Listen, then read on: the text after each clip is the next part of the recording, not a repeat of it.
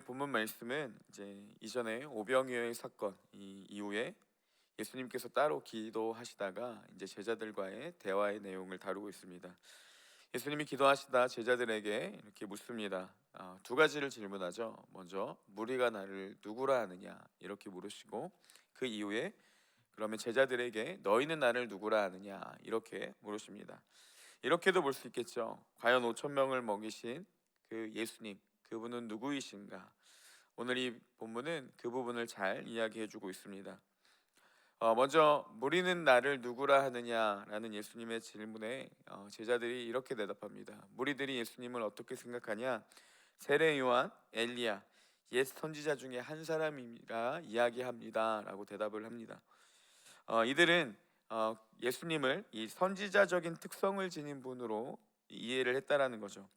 이 전에도 7절 8절에도 보면요, 예수님에 대한 동일한 이와 비슷한 소문이 나타났던 것을 볼 수가 있는데요. 당시의 사람들은 예수님을 어떻게 인식을 했냐? 선지자 중에 한 사람, 그 선지자의 특성을 가진 한 사람으로 예수님을 인식을 했습니다.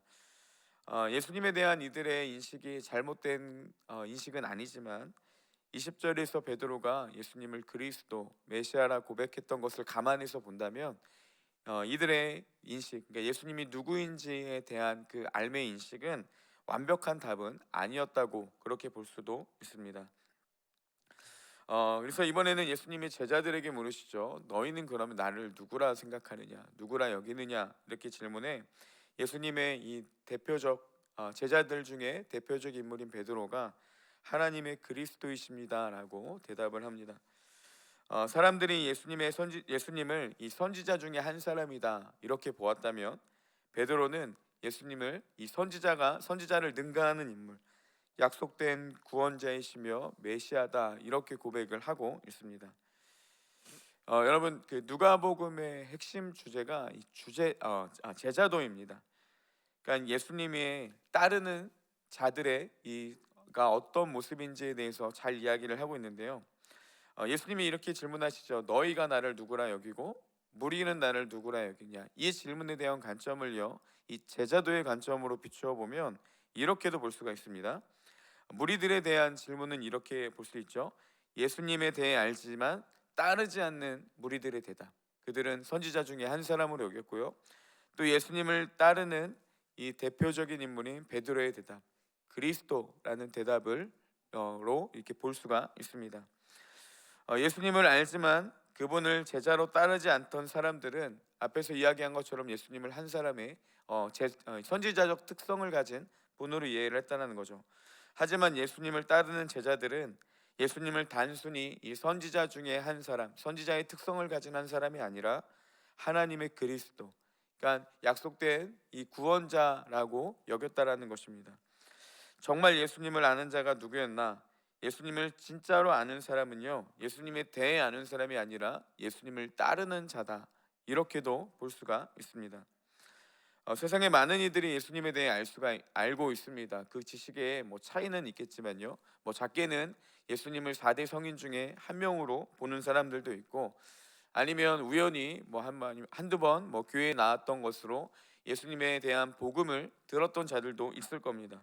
또 심지어는 교회를 다니는 이 생활을 통해서 교회 문화를 통해서 말씀을 통해 그리고 또 예배를 통해 예수님에 대해서 아는 사람도 있을 수도 있습니다. 예수님에 대한 많은 지식이 있다고 하지만 예수님을 따르는 삶이 나타나지 않는다라면 그 사람은 예수님을 진짜로 그리고 온전히 안다라고 이야기를 할 수는 없다라는 것이죠. 아무리 교회에 나와 많은 말씀을 듣는다 할지라도, 심지어 성경 공부, 뭐 성장반, 제자반 여러 가지 그 소그룹 교육을 한다 하더라도 우리가 진정으로 예수님을 따르는 삶이 있지 않는다라면 우리는 예수님을 바로 아는 알미 나타날 수 없다라고도 볼 수 있습니다. 반대로 예수 그리스도를 아는 자들은요, 예수님을 따르는 자들이라는 것이죠. 우리가 예수 그리스도를 따를 때 그분이 어떠한 분이신지, 복음이 어떠한 의미를 갖고 있는지를 알게 되는 것입니다. 예수님을 믿는 기쁨이 무엇인지 예수님을 따를 때 알 수 있는 것이고, 예수님이 우리의 영혼의 구원자 되심을 우리가 예수 그리스도를 따라갈 때 더욱더 그리고 진정한 그 의미를 알게 되는 것입니다. 삶에서 구원을 경험하고 하나님과 동행하며 더욱 깊은 친밀함을 누리며 나아가는 자들은 누구냐? 예수님에 대한 지식을 아는 자가 아니라 예수 그리스도를 따라갈 때 그분에 대한 진정한 알미 우리 가운데 깨달음으로 다가온다라는 것이죠. 예수님을 따르는 자들은요, 성경에 나타난 예수 그리스도가 단순히 2000년 전에 팔레스타인 지역에 존재했던 과거적 한 위대한 인물이 아니라 지금도 현존하시고 우리와 함께 하시는 불문으로 삶으로 경험되어지는 은혜가 나타난다는 것입니다. 여러분, 예수님은 단순히 과거적 인물이 아니라 지금도 현존하시는, 그리고 하나님이 되시는 분이십니다. 우리 안에 거하시는 거룩한 하나님의 영이 바로 예수 그리스도이십니다. 이것은 우리가 지식으로 아는 것이 아니라 오직 예수 그리스도를 따르는 자들, 예수님의 제자들만이 누리고 알 수 있는 축복이라는 것이죠. 주님을 온전히 따르는 삶이 우리 가운데 있기를 소망합니다. 그래서 너무나도 좋으신 그 예수 그리스도, 예수님을 더 깊이 알아가며 신실한 예수 그리스도의 제자로 살아가는 우리 온사랑교회가 되기를 주님의 이름으로 축복합니다. 예수님은 이렇게 질문을 하신 후에요, 21절에 이제 예수 그리스도를 따르는 이 제자들, 예수님을 진짜로 아는 자들에게 예수님이 이제 어떠한 사역을 하실지 먼저 말씀해 주고 있습니다. 22절에 보니까요, 예수님이 이렇게 말씀하십니다. 이르시되 인자가 많은 고난을 받고 장로들과 대제사장들과 서기관들에게 버림받아 죽임을 당하고 제3일에 살아나야 하리라 하시고 라고 합니다. 예수님은 이제 앞으로 내가 어떤 길을 걸어가야 될 것을, 그리고 어떤 사역을 하시는지에 대해서 이야기를 하는 거죠. 근데 문제는 뭐냐면 이 기존의 예수님에 대해서 사람들이 기대했던 메시아의 모습과는 전혀 다른 길을 걸어가게 될 것이라고 예수님은 말씀을 하신다는 거죠. 아마도 이들은 가까운 미래에 메시아가 그 땅에 오셔서 대적들로부터 자신을 구원해 주는 영광스러운 그런 모습을 기대했을 겁니다. 근데 예수님이 마치 오셔서 사람들에게 거절을 당하고 고난을 받고 죽임을 당한다, 이런 말들은 그들이 생각했던 메시아와 너무 다른 모습을 하고 있다는 것이죠. 예수님은 사람들이 기대한 모습, 그런 바른 메시아의 모습이 아니라 구약 성경에 약속된 메시아의 모습 가운데로 나왔고, 그리고 그런 사역을 이룰 것을 말씀해 주시고 그 약속을 신실하게 이행하는 메시아가 바로 나 예수 그리스도임을 증명해 주고 있는 것입니다. 그리고 단순히 고난으로 끝나는 것이 아니라 3일 후에 부활, 고난은 받지만 결국 승리하게 될 이 메시아임을 제자들에게 보여주셨습니다. 그리고 예수님께서 22절에서 이렇게 사역을 소개하신 후에 제자들에게 그 길을 동일하게 걸어갈 것을 말씀해 주고 있습니다. 그게 이제 23절 이후로 계속해서 나타나는데요, 먼저 크게 세 가지를 명령하시는데 23절의 말씀에 보니까 아무든지 나를 따라오려거든 자기를 부인하고 날마다 제 십자가를 지고 나를 따를 것이니라 라고 합니다.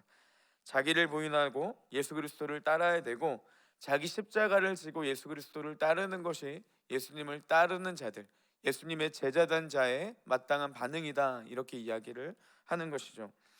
예수님이 자신이 고난을 받을 것을 말씀하시면서 제자들도 동일하게 그 고난의 길을 걸어갈 것을 말씀하시는데, 첫 번째는 자기 부인과 자기 십자가를 지고 예수님을 따르는 것을 말씀하셨다라는 거죠. 예수님의 제자는 날마다 자기 부인이 이루어져야 합니다. 나 중심적인 사고에서 끊임없이 벗어나야 된다는 거죠. 인정받고 싶은 욕심, 내가 드러나고 싶은 욕망, 여전히 내가 중심이 되어 세상의 가치관을 따르는 모습들을 우리는 끊임없이 부인하고 우리의 중심적인 삶이 아니라 예수 그리스도가 중심이 되는 삶을 살아야 된다는 것입니다. 자기를 부인하지 않는 사람은요, 예수님의 제자라 할 수 없다라는 것이죠. 또한 자기 십자가를 지고 예수님을 따르라고 말씀하십니다.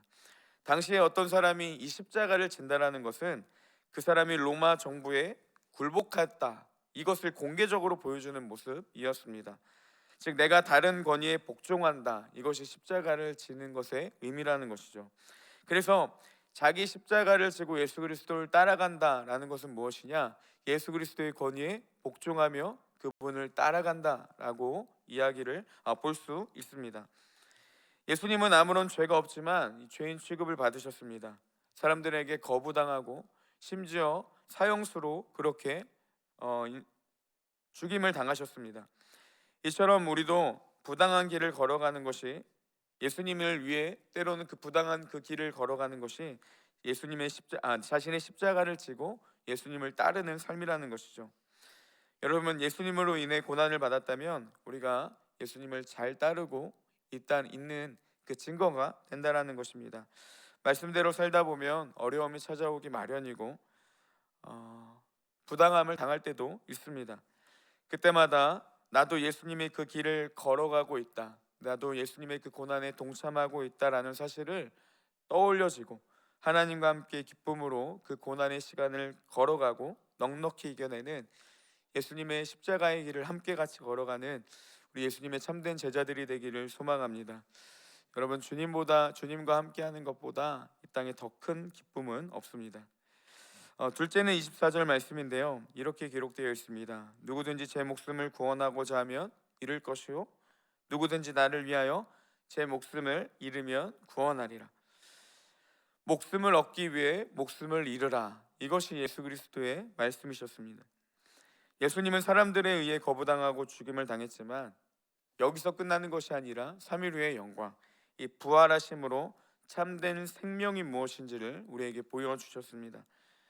세상을 따르지 못하면, 세상의 가치관에 벗어나면 우리의 생명이 위협받는 것 같이 느껴지지만 자기 목숨을 구원하고자 하면 잃는다고 예수님이 말씀하신 것처럼 실제로 그 길은 생명을 얻는 것 같지만 필히 멸망의 길이라는 것이죠.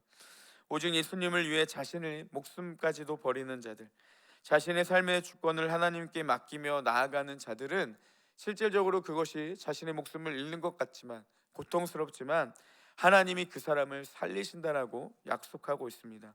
그 증거가 어디 있겠습니까? 예수 그리스도의 부활에 있다라는 것이죠. 나를 위한 삶이 아닌 주를 위한 삶을 살아갈 때, 그 일을 위해 내 삶을 드리며 나아갈 때, 그때 주님의 놀라운 구원의 은혜를 우리가 보게 된다라는 것이죠. 세 번째 명령은 26절에 있습니다. 누구든지 나와 내 말을 부끄러워하면 인자도 자기와 아버지와 거룩한 천사들의 영광으로 올 때에 그 사람을 부끄러워하리라 라고 합니다. 예수님 뭐라고 말씀하시죠? 나를 부끄러워하지 말라, 이렇게 말씀하십니다. 앞에서 나눈 제자도의 삶, 자신을 부인하고 자기 십자가를 지고 예수 그리스도를 따르는 것, 자기 목숨을 주님께 내어주는 그 삶을요, 부끄러워하지 말라는 것이죠. 예수 그리스도의 제자다운 삶을 부끄러워하지 말아라, 이렇게 말씀하고 있습니다. 그래야 예수님이 영광 중에 다시 오실 때 주님도 우리를 부끄러워하지 않겠다, 이렇게 약속해 주십니다. 여러분, 말씀대로 사는 것을 부끄러워하지 않았으면 합니다. 하나님께 내 삶의 모든 것을 드리는 것이 부끄러움이 아니라는 인식이 우리 가운데 바로 새겨지기를 소망합니다. 그때 하나님도 우리를 부끄럽다 여기지 않으시고 놀라운 영광의 자리로 이끌어 준다라는 것이죠. 이제 말씀을 마치겠습니다. 예수님이 말씀해 주신 이 제자도의 삶은 때로는 쉽지가 않습니다. 예수님도 말씀하시기를 자신의 길은 고난의 길이다 라고 말씀하셨고, 제자들에게도 그 길을 걸어갈 것을 말씀해 주십니다. 그리고 그 본이 되었던 것이 이 십자가의 길이었습니다. 예수님의 제자로 사는 것이 쉽지는 않지만 주님 그런 자들에게 놀라운 축복, 하나님 나라의 영광을 누릴 수 있다라고 말씀해 주십니다. 이 땅에서의 삶의 즐거움과 기쁨이 아닌 하늘의 것을 바라보며 주님의 길을 걸어가며 그 길 가운데 동행하는 은혜를 누리며 참된 예수 그리스도의 제자다운 삶이 우리 가운데 나타나기를 주님의 이름으로 축복합니다.